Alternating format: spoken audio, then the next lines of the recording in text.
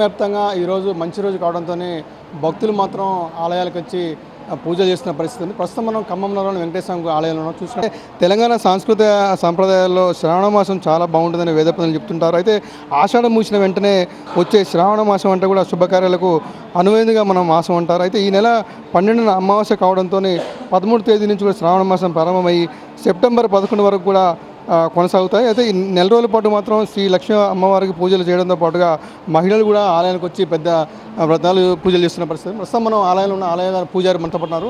ఈ మాసం ఎలా ఉంటుంది? ఈ శ్రావణ మాసం లోపల విశేషంగా లక్ష్మీ అమ్మవారిని సుమంగళేంటి ముత్తేంటిక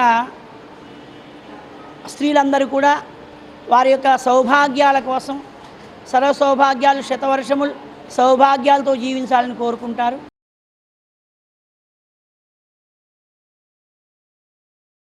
భారతీయ జనతా పార్టీ తెలంగాణ రాష్ట్ర రథసారథి రామచంద్రరావు గారి యొక్క సూచనల మేరకు భూభారతి 22A జరిగిన అక్రమాలపై అవకతవకలపై ఈరోజు ఖమ్మం జిల్లా కలెక్టర్ గారికి భారతీయ జనతా పార్టీ ఖమ్మం జిల్లా తరపున వినతి పత్రం ఇవ్వడం జరిగింది.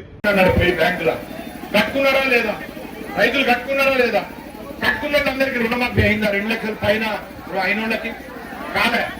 ఏందయా రుణమాఫీ? ఎందుకు కాదయా? ఎందుకు రుణమాఫీ అంటే ఇది అయిపోయింది, ఇది కథం అన్నాడు. సరే, రైతు బంధు మన కేసీఆర్ ఉన్నప్పుడు సంవత్సరానికి 10,000 రూపాయలు ఎకరానికి 5,000 ఒక 6 నెలలకు 5,000 ఒక 6 నెలలు పంచలు వచ్చేది. కానీ ఏం చేస్తామన్నారు? రైతులకి 15,000 ఇస్తా అన్నాడు. రైతు భరోసా అని చెప్పి దాని పేరు మార్చి రైతు భరోసా చేస్తా అన్నాడు. మరి వచ్చిందా? ప్రతి పంటకు వచ్చిందా? రాలే. ఎందుకు రాలే? ఒక్కసారి ఆలోచన చేయాలా? కాంగ్రెస్ అబద్ధపు హామీ వల్లనే కదా, వచ్చింది. కాబట్టి మీరు ఒక్కసారి రైతులు చేసిన మోసం రుణమాఫీ విషయంలో కానీ లేదా రైతు బంధు విషయంలో కానీ ఘోరాతి ఘోరమైన మోసం జరిగింది. దానిలో భాగంగానే 17 పార్లమెంట్లలో కూడా మీటింగ్స్ పెట్టుకొని 2014 నుంచి పార్టీ కోసం పనిచేస్తున్న క్యాడర్ని మీట్ అయ్యి వాళ్ళలో మళ్ళీ కొత్త ఉత్సాహం నింపి రాబోయే కాలంలో మన పార్టీ ఆచరణ కానిస్తే మనం ఎలా ముందుకెళ్ళాలి అనే దాని గురించి మనం అందరితో మాట్లాడుకుంటూ డిస్కస్ చేసుకుంటూ ముందుకెళ్తాం. జనసేన పార్టీ మా అధ్యక్షులు పవన్ కళ్యాణ్ గారి నాయకత్వంలో ఈరోజు మా ప్రధాన కార్యదర్శి రామ్ తాళూరి గారు, అలాగనే మా జనసేన ఇన్ఛార్జి శంకరగౌడ్ గారు రాష్ట్ర నాయకత్వంలో ఈరోజు జనసేన పార్టీ రాష్ట్ర వ్యాప్తంగా బలోపేతం చేసే దిశలో భాగంగా ప్రతి నియోజకవర్గంలో కూడా పార్లమెంటరీ స్థాయి సమావేశాలు ఏర్పాటు చేసుకుంటాం.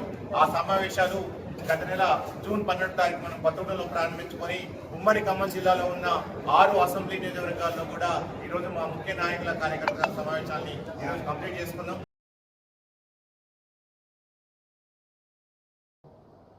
ఏం పరిపాలన చేస్తామని వచ్చారు? ప్రజాపరిపాలన చేస్తామని వచ్చిన వాళ్ళు ప్రజల యొక్క ఆస్తుల్ని ప్రజలకు తెలియకుండానే నిషేధిత జాబితాలో పెట్టడం ప్రజాస్వామ్యమా? ప్రజాపరిపాలనలో కార్యక్రమమా?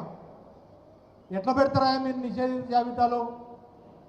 ఇవాళ తెలంగాణ రాష్ట్రంలో దాదాపు 1 కోటి ఎకరాల భూమి 22A నిషేధిత జాబితాలో పెట్టి ఆ జాబితా నుంచి తీసేయాలంటే 30% కమిషన్ అడుగుతున్నారు అనేది వాస్తవమా కాదా అని చెప్పి నేను ఈ వేదిక ద్వారా అడుగుతా ఉన్నా.